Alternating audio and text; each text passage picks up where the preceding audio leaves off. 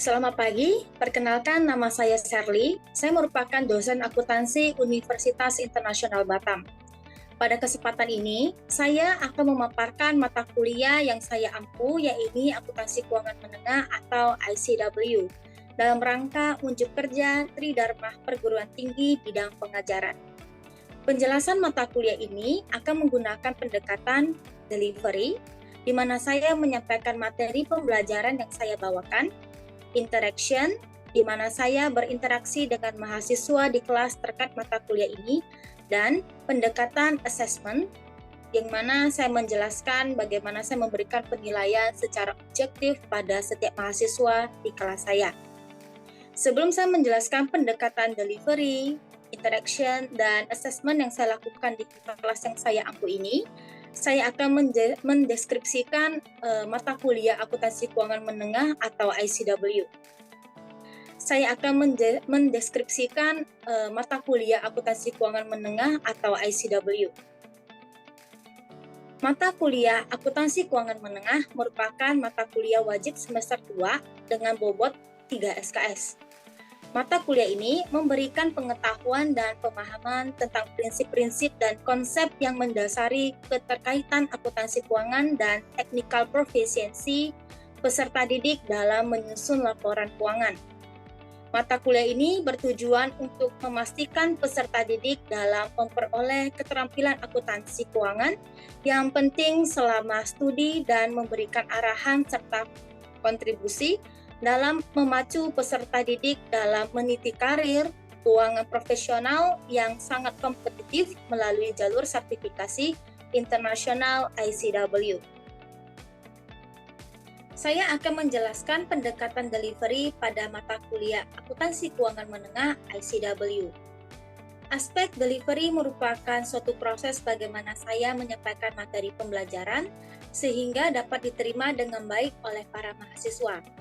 Untuk materi pembelajaran, saya awali dengan kontrak perkuliahan dan sistem perkuliahan. Saya menggunakan mode offline dan juga online melalui LMS, MS Team, dan platform lainnya. Seluruh materi pembelajaran seperti RPS dan materi pembelajaran berupa e-book, materi pembahasan, latihan soal, dan tugas dapat diakses dengan mudah oleh mahasiswa pada laman LMS. Sehingga mahasiswa dapat secara mandiri mempelajari materi perkuliahan baik sebelum perkuliahan dimulai maupun setelah materi perkuliahan selesai. Materi yang saya sajikan ini mengacu kepada 8 capaian pembelajaran lulusan yang diturunkan menjadi 6 capaian pembelajaran mata kuliah atau CPM. Capaian pembelajaran lulusan mencakup 1.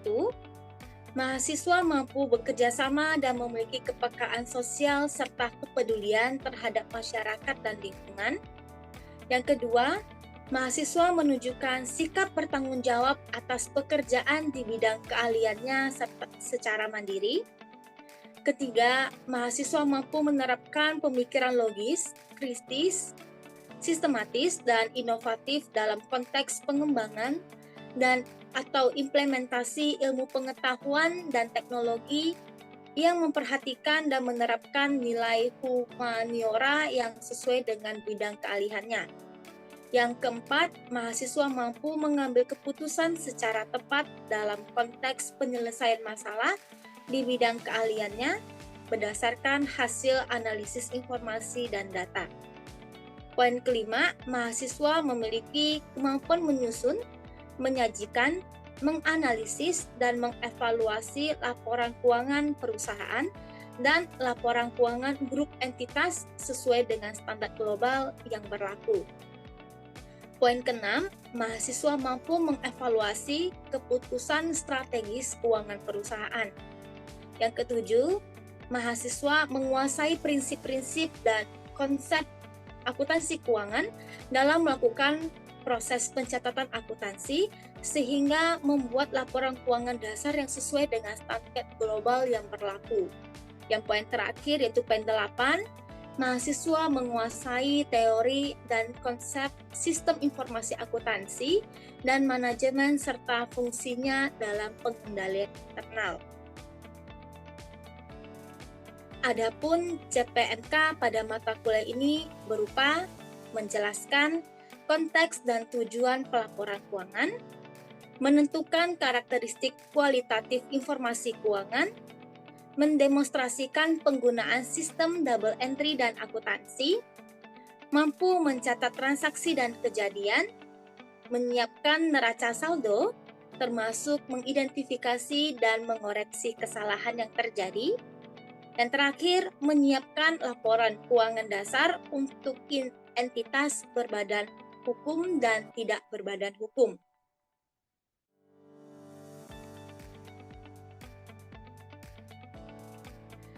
Materi pembelajaran pada mata kuliah ini disampaikan dalam 14 kali pertemuan tatap muka, tidak termasuk ujian tengah semester dan ujian akhir semester.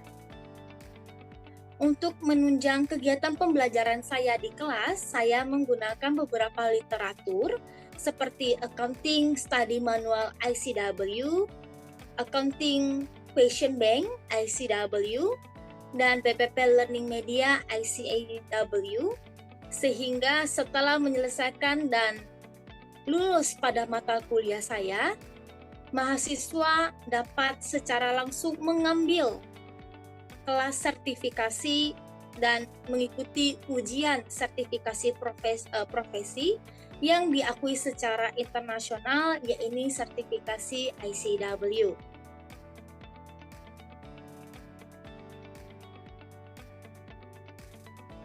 Interaksi antara dosen dan mahasiswa menjadi poin penting dalam mata kuliah ini. Sesuai dengan semangat kurikulum MBKM, di mana pendekatan output-based education menekankan keaktifan mahasiswa untuk mampu mengembangkan keterampilan baru dalam mempersiapkan diri menghadapi dunia kerja pada level global. Sehingga mahasiswa dituntun dan dituntut untuk berperan aktif di kelas yang diimplementasikan melalui aktivitas diskusi dan presentasi. Forum diskusi juga dibuka di laman LMS, sehingga saya dan juga para mahasiswa dapat terus berinteraksi dan membahas materi pembelajaran di luar kelas.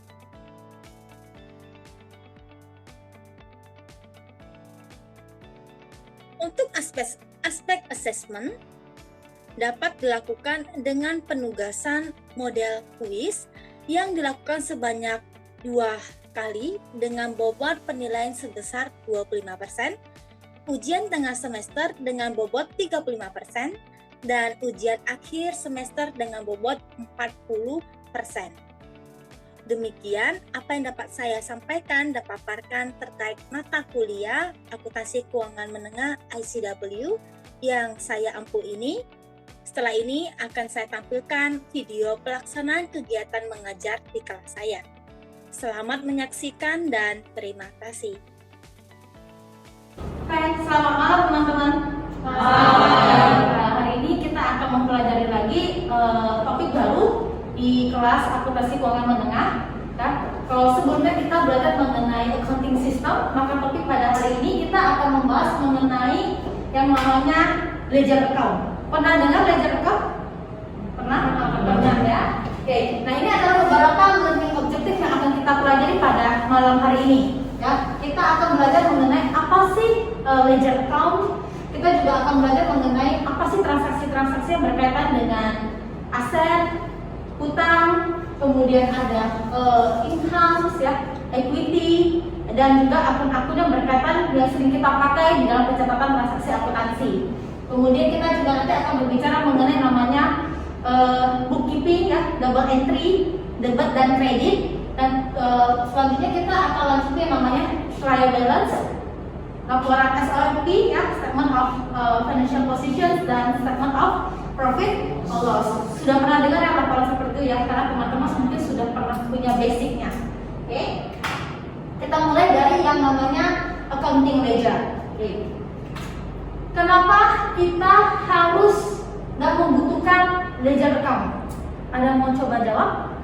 Ledger account?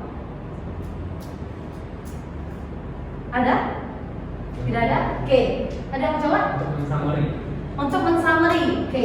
Pertama, ledger account digunakan untuk mensummary seluruh transaksi yang terjadi di dalam perusahaan.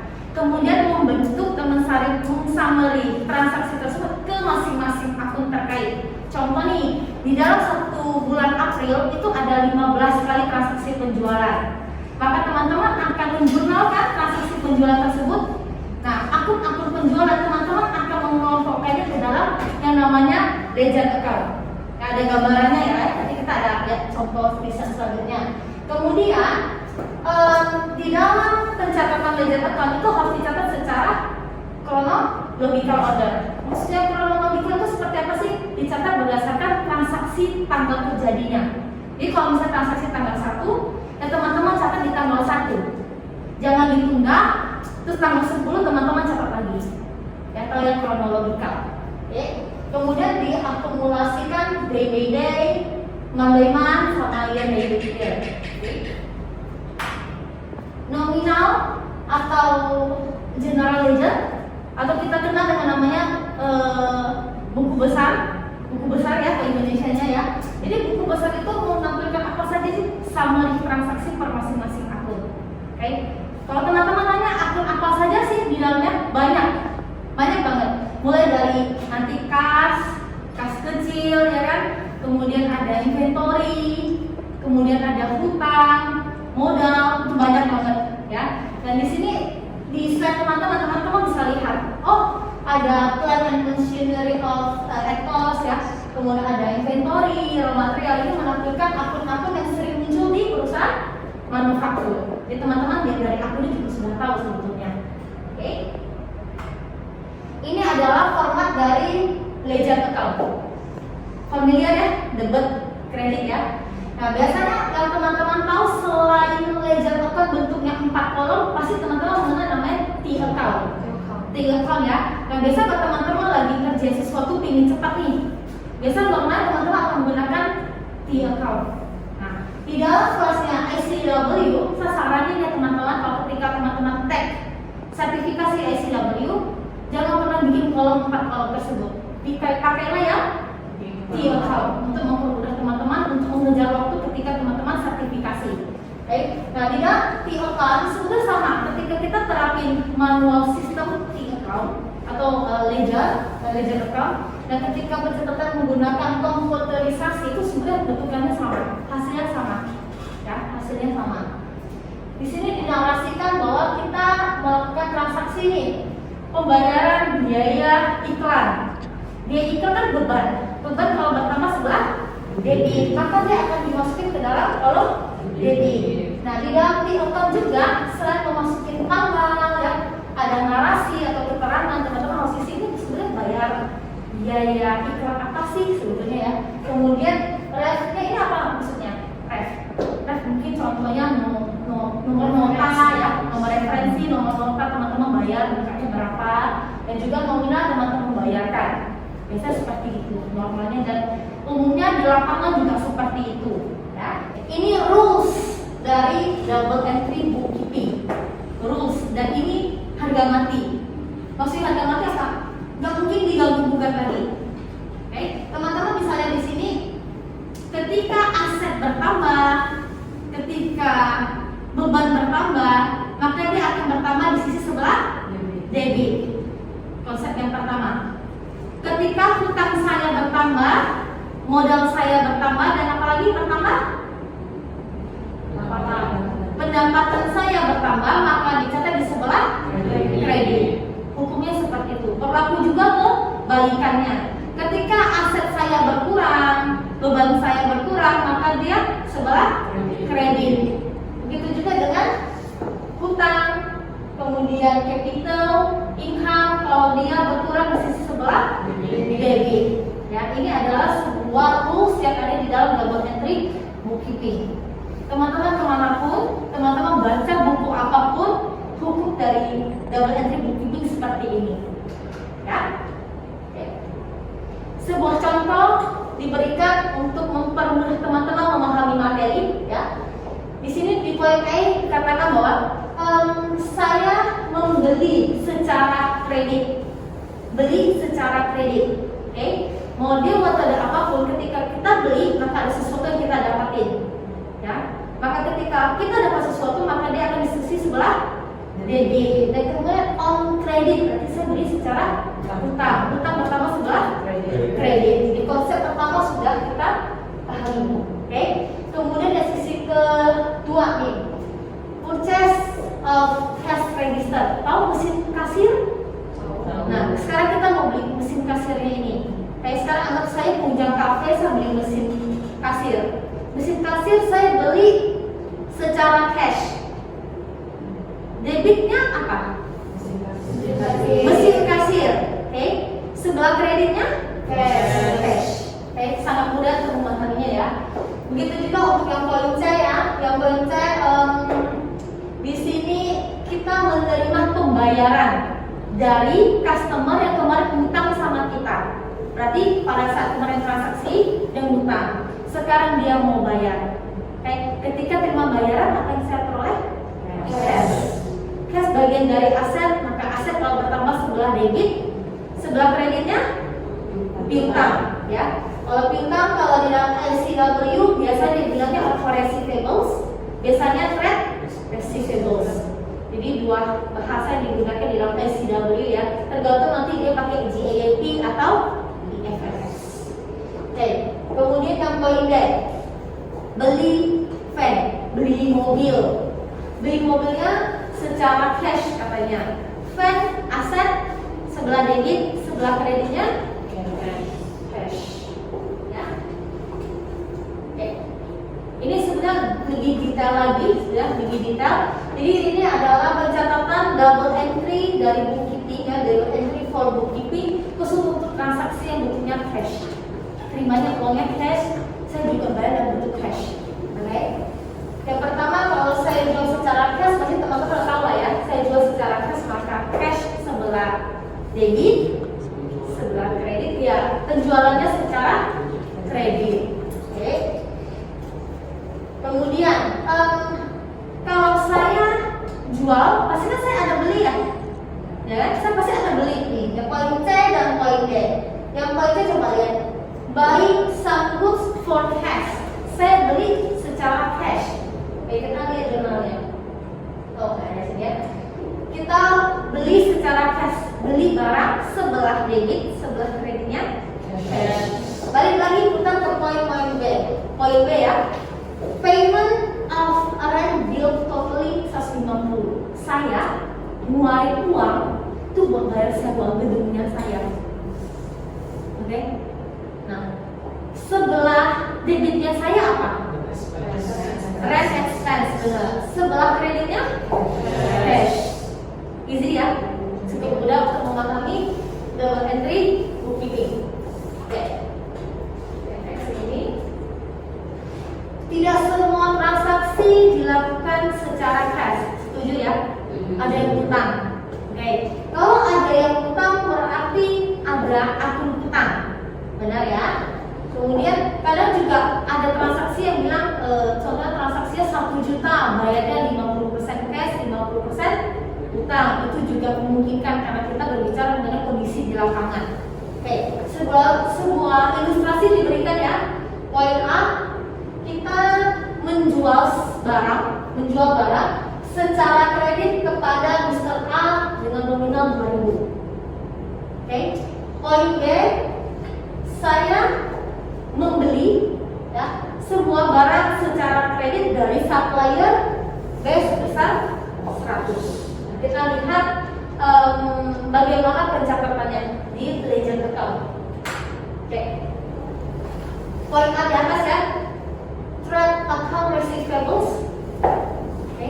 Kita tadi apa? Menjual secara kredit. Kalau saya jual secara kredit, apa yang pertama sebelah debit? AR, account receivables. Jadi posisinya sebelah betul ya? Betul. Kemudian apa lagi yang pertama? Penjualan sebelah kredit. Poin pertama sudah terpenuhi. Ya, double entry mesti balance, balance kredit mesti balance ya. Kemudian yang poin B, saya beli secara utang. Ya, secara utang berarti pembelian utang saya bertambah sebelah kredit, sebelah debitnya barang saya purchase ya. Kadang kalau misalnya kita beli barang kan purchase akunnya ya, atau enggak biasanya akunnya adalah Merchandise Inventory. Tergantung bagaimana perusahaan menggunakan metode ya. Dia bisa menggunakan namanya perpetual dan periodik, tergantung dia mau pakai mana satu ya. Oke, ini transaksi dari credit transaction juga. Ini berkaitan dengan cash is paid. Jadi kita beli barang terus kita dia jual ke kita beli secara kredit terus kita bayar lagi kan. Nah, transaksinya seperti apa gitu ya. Oke. Ini masih sama ya, lanjutan dari yang tadi. Ini adalah rangkuman dari transaksi yang tadi ketika saya beli secara kredit, kemudian saya bayarkan kembali. Ya, saya bayar kembali. Kita lanjut di jurnal. Di jurnal ya. Oke. Pernah dengar jurnal umum dan jurnal khusus? Oke. Kalau di jurnal khusus kita belajar pembelian, ya kan? Penjualan, penerimaan kas, pengeluaran kas. Oke. Nah, yang di sini kita berbicara mengenai apa? Mengenai transaksi yang sebenarnya tidak bisa dicatat di jurnal-jurnal tersebut. Kalau saya mau bilang ini jurnal umumnya atau jurnal sebetulnya ya. Jadi dan di dalam jurnal ini kita juga mengenal namanya debit dan kredit. Ya, sama seperti double entry for bookkeeping ya. Di sini ada akun debit, ada akun kredit, dan debit dan kredit must be balance. Balik lagi ke dasarnya kita belajar akuntansi. Oke, boleh lihat contoh di sini ya. Di 1 Januari, oke, saya meletakkan sejumlah uang sebesar 2.000 sebagai modalnya saya. Kemudian di tanggal 1 yang sama juga saya membeli brush sama plum. Saya buka salon ini ya, saya ngeluarin uang itu $50. Kemudian selanjutnya saya beli hair dryer, pengering rambut ya, dari Doloroy itu secara kredit 150. Jadi dalam satu tanggal itu bisa banyak sekali transaksi. Oke, ketika teman-teman letakin modal nih ke perusahaan tersebut akan melakukan pencatatan kan, dia akan menerima uang, benar? Akan dicatat sebelah debit. Sebelah kreditnya apa? Kreditnya capital modal. Oke. Kemudian tanggal 30 nih kita bayar sewa ya 3 bulan sampai dengan Maret. Ya, sekarang Januari kita bayar sampai Maret. Itu sebesar $300. Kemudian collecting and paid in taking itu $600. Dan selanjutnya di 31 Januari ya, kita ada kasih Sullivan Firms ya dengan dan highlight itu on credit secara kredit sebesar 80. Gimana sih jurnalnya? Ya, gimana sih jurnalnya kita mau? Oke. Kita lihat slide pertama ya. Ketika saya letakin modal, teman-teman sudah jawab tadi ya. Cash bertambah sebelah debit dan sebelah kreditnya adalah capital. Easy. Oke. Kemudian di tanggal 1 yang kedua saya beli sisir ya. Kemudian saya beli barang-barang salonannya, itu kan asetnya saya karena saya buka salon. Maka dia akan menjadi aset dari perusahaan saya, maka dia hasilkan sebelah debit. Karena saya belinya secara cash, secara tunai, maka uang saya otomatis akan keluar sebesar 50, sebesar pembeliannya barang saya. Oke. Kemudian saya beli hair dryer, katanya beli hair dryer kredit. Asetnya dapat nggak? Dapat. Aset bertambah sebelah debit. Sebelah kreditnya account payables, hutang ya. Kemudian lanjut ke 30 nih. Di tanggal 30 saya ada bayar uang sewa ya. Posisi saya di Januari kan? Saya bayarnya sampai bulan Maret. Apa yang terjadi di sini? Sebelah debit saya sedang apa? Prepaid rent atau sewa dibayar maka aset nggak? Aset ya? Karena kenapa? 2 bulan belum saya pakai, jadi saya harus akui sebagai aset. Kemudian selisihnya apa? Balikannya ya, kontraknya uang saya keluar setelah kredit. Next kita punya tanggal 30 saya lakukan transaksi penjualan secara kredit. ya. Kalau saya penjual secara cash ya di sini ya, saya dapat uang, kemudian sebelah kreditnya penjualan. Oke. Kemudian yang tanggal 31 nih, saya menjual juga ke orang, tapi orangnya utang sama saya, Mr. Sullivan tadi. Ya, jadi trade account receivable piutang dalam sebelah debit, sebelah kreditnya sebelah sales. Ya. Oke, sampai di sini konsep the journal gitu. Oke, kita lanjut ke preparing basic financial statement. Pernah lihat statement of profit and loss, statement of financial positions? Ya, pernah ya? Bahasa barunya dari SCW. Oke. Statement of profit and loss menampilkan apa? Menampilkan pendapatan, menampilkan beban ya. Ada pendapatan dikurang dengan HPP yang cost of sales kalau di SCW, dapat gross profit, kemudian dikurang dengan beban, akan dapat namanya profit selama periode tersebut ya. Kemudian ada statement of financial positions yang menampilkan seluruh aset kita, menampilkan seluruh hutangnya kita, dan juga menampilkan modalnya kita. Nah, kira-kira sampai di sini teman-teman ada yang mau ditanyain mengenai materi kita? Ya, silakan. Sebenarnya saya izin tanya Bu, terkait klasifikasi VAT seperti apa aja sih yang bisa ditanggung oleh perusahaan. Nah, misalnya ada studi kasus seperti seorang direktur perusahaan membeli mobil, namun keperluannya itu untuk transportasi dari rumah ke perusahaan. Nah, itu apakah VAT dari mobil itu dapat ditanggung oleh perusahaan ya Bu? Oke, terima kasih untuk pertanyaannya ya. Jadi kalau kita mengacu ke yang namanya SCW menjelaskan bahwa teks yang bisa di-recover adalah teks yang berkaitan dengan contohnya kita jual beli barang ya, kemudian orang tersebut punya NPWP ya, sehingga bisa dibebankan pajak masukan dan keluarannya, kita boleh akui.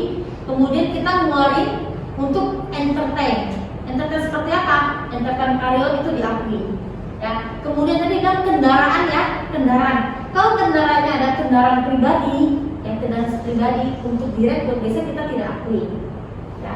Tapi kalau misalnya kendaraan dalam bentuk gimana? Mobil dijual kan dikenakan pajak. Tapi kalau bentuknya kayak van ya, kegiatan operasional perusahaan, itu boleh diakui. Tapi kalau mobilnya sedan, boleh nggak? Nggak boleh. Ada ketentuannya kapan kita bisa merecover pajak, kapan tidak, menurut ketentuan di SCW ini. Gitu. Kalau misalnya saya ajak teman-teman nih, yuk kita ke karaoke yuk, terus kita di karaoke dapat billingnya ada pajak kan? Saya boleh recover nggak? Boleh. Selama saya mengentertain untuk kondisi perusahaan saya, untuk karyawan saya sendiri, itu boleh. Ya, itu ada ketentuannya. Oke, ada lagi pertanyaan di sini? Ada? Tidak ada? Oke. Kalau misalnya tidak ada pertanyaan, saya selesaikan materi kita sampai di sini. Sampai jumpa di pertemuan selanjutnya. Selamat malam. Terima kasih Bu.